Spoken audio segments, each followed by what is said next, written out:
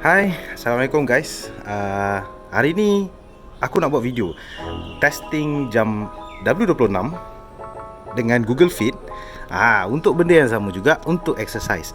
So before this, dua video yang sebelum ni aku gunakan jam W26 dengan Google Fit untuk tengok bahagian jogging ataupun walking secara spesifik.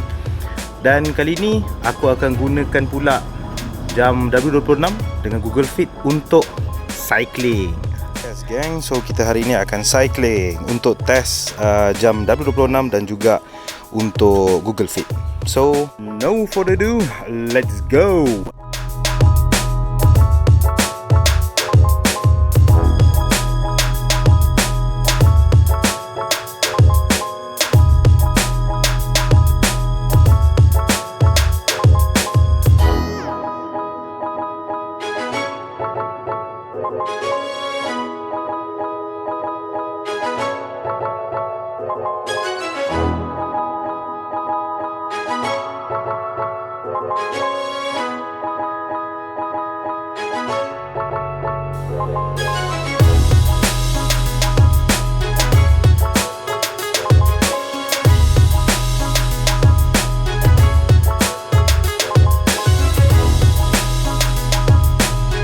So, apakah tujuan aku hari ni buat video ni adalah disebabkan oleh W26 ni, dia ada applicationnya, physical application, dan dia ada pelbagai untuk exercise lah.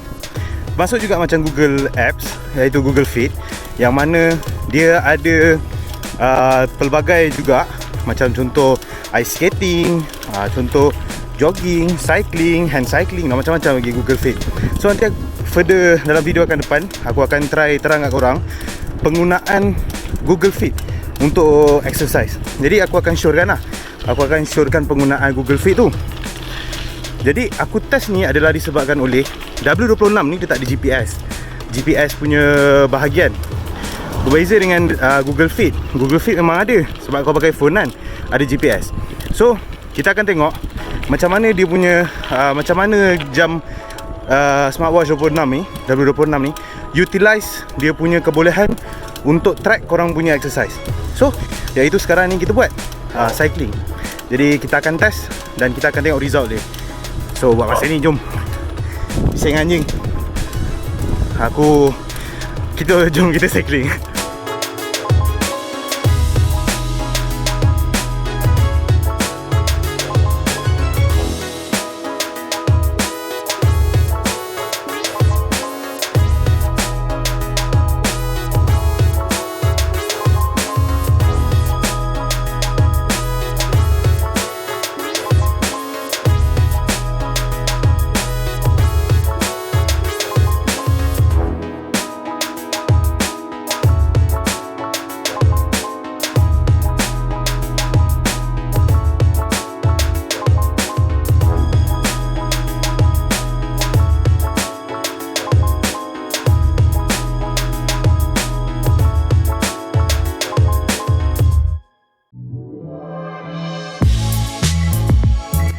Okay, jom kita dah round-round for a while naik basikal. Kita on the way balik, dan nanti lepas balik nanti aku akan bagi aku punya pandangan, hypothesis dan juga conclusion untuk video ni. So jom follow aku balik. Ayo.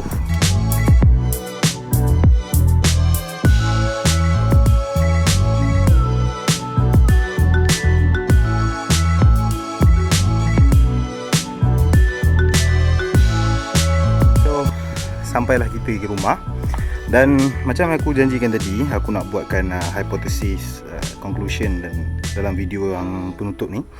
Jadi macam hypothesis aku tadi, macam mana jam smartwatch W26 ni nak utilize untuk track korang punya activity, exercise activity. Jadi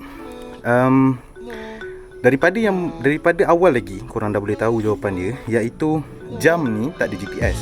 Dan korang boleh tengok tadi, nanti aku tunjukkan. Okey, untuk apa yang aku nak tunjukkan adalah dia punya face watch tu untuk dia punya untuk biking. Kalau korang tengok, aku start biking dan start, dia akan keluar kalori dan juga bacaan nadi. Tapi dia tak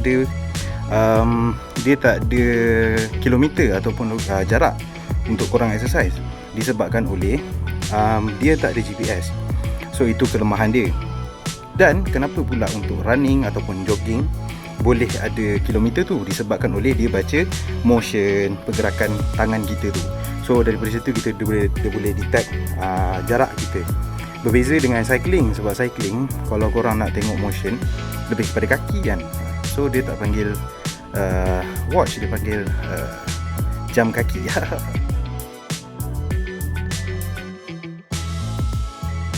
Jadi aku punya conclusion adalah jam ni dia tidaklah se-smart yang boleh dikatakan smartwatch.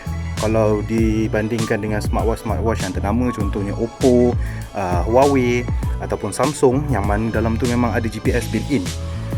So dia punya kekurangan adalah dia tak boleh nak track some exercise.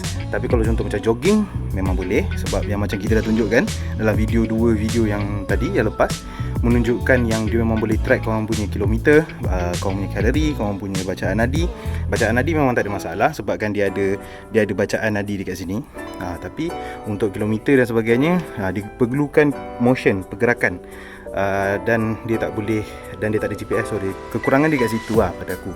So soalan seterusnya berkaitan berbaloi atau tak berbaloi. Berbaloi atau tak berbaloi ni ikut korang punya penggunaan lah. Kalau korang penggunaan untuk exercise, penggunaan exercise yang aku boleh nampak adalah beberapa option dalam ni yang dia tak boleh detect untuk korang punya yang perlukan motion. Contoh walking kan, ataupun running, dan juga untuk hiking. Yang itu memang dia ada boleh tengok, kau detect kau punya kilometer, jarak dan sebagainya. Tapi kalau contoh macam pingpong, badminton, basketball dan juga football, dia tak boleh nak detect, termasuk sekali cycling, dia tak boleh nak detect korang punya pergerakan jarak jauh tu, disebabkan motion yang kurang ataupun dia punya detection yang kurang smart. Kurang smart.